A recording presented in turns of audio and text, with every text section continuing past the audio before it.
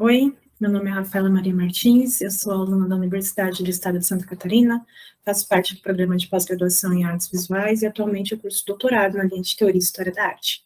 Hoje eu venho trazer minha pesquisa acerca da arte como local de existência a partir da obra Do Peito da Pele e da exposição Urubaiano.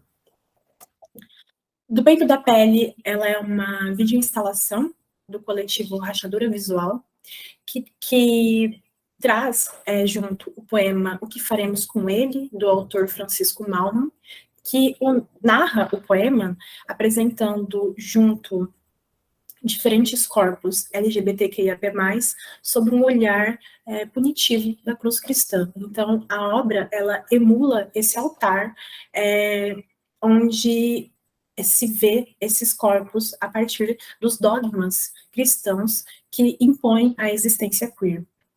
O poema também pensa das possíveis ações e comunicações que se pode ter com Deus, caso ele volte, além de trazer Deus com inicial em minúsculo, tirando Deus da esfera do sagrado, humanizando esse Deus.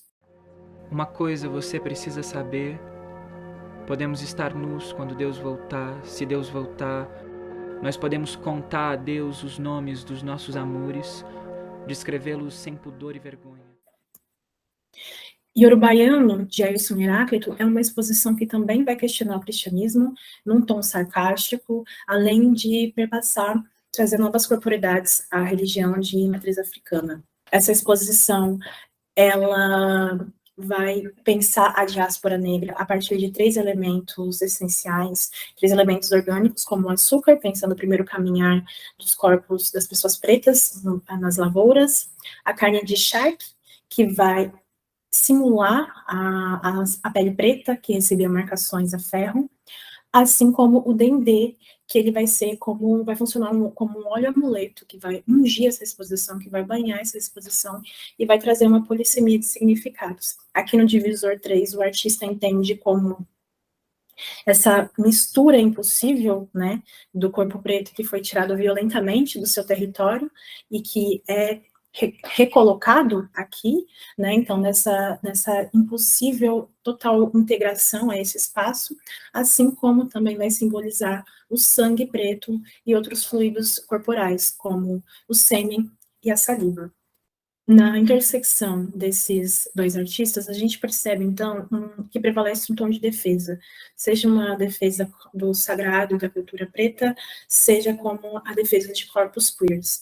Essas existências que resistem a uma desaparição, né, é propriamente o que Gilberman entende no livro Sobrevivência dos Vagalumes, que, a partir de um viés político-histórico, num contexto ao fascismo nazista, ele compreende que os vagalumes são resistências, né, incansáveis, mas que ainda assim tentam emitir os seus sinais, de certa forma.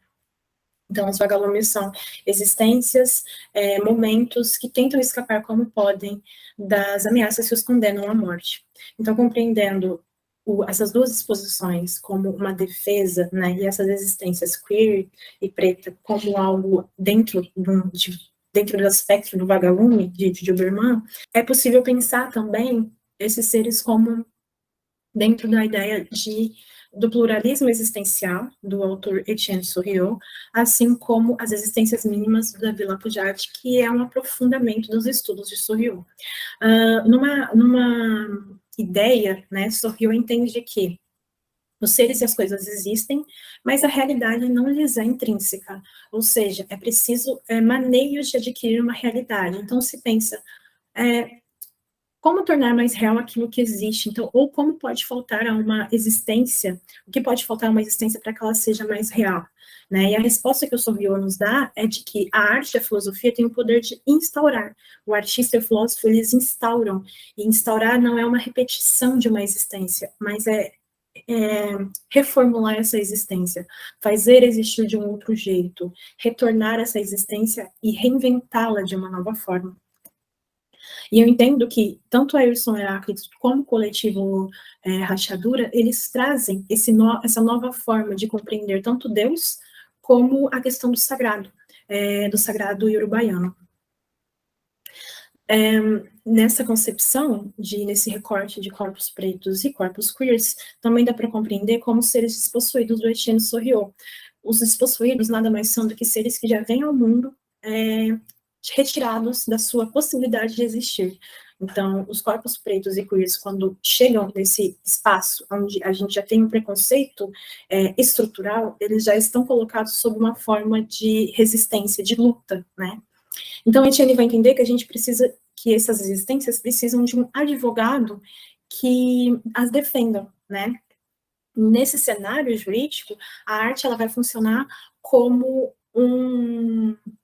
como processo que vai garantir, né, o direito da permanência dessas existências, e o artista, então, como o advogado que vai perdurar esse processo, que vai defender essa existência. Por fim, desse entendimento do artista como esse que tem o poder de instaurar, de legitimar uma existência no espaço da arte, ele vai se aproximar do que Didi Berman entende como o artista soberano no livro Sobre o Fio. Ele pensa, a partir do personagem funâmbulo de Jean Genet, o artista soberano como este que caminha sobre um fio que se estica contra uma estrutura política, religiosa, cultural, e dela tenta não escapar, mas alfinetar, atacar essa estrutura. O funâmbulo, ele quer cruzar sobre esse fogo que ele mesmo iniciou sem se queimar e conseguir aplausos no final disso.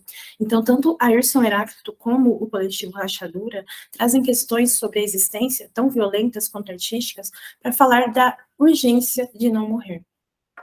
Então, eu convido vocês a lerem o texto para ter uma maior compreensão sobre essa temática. Essas são as minhas referências. Gostaria de agradecer a organização do evento. Também gostaria de agradecer ao coletivo Rachadura por ter me fornecido a videoinstalação e à UNEDU, o programa de bolsa de pós-graduação de Santa Catarina. Este aqui é o meu contato. Eu queria dizer muito obrigada a todos que assistiram até aqui.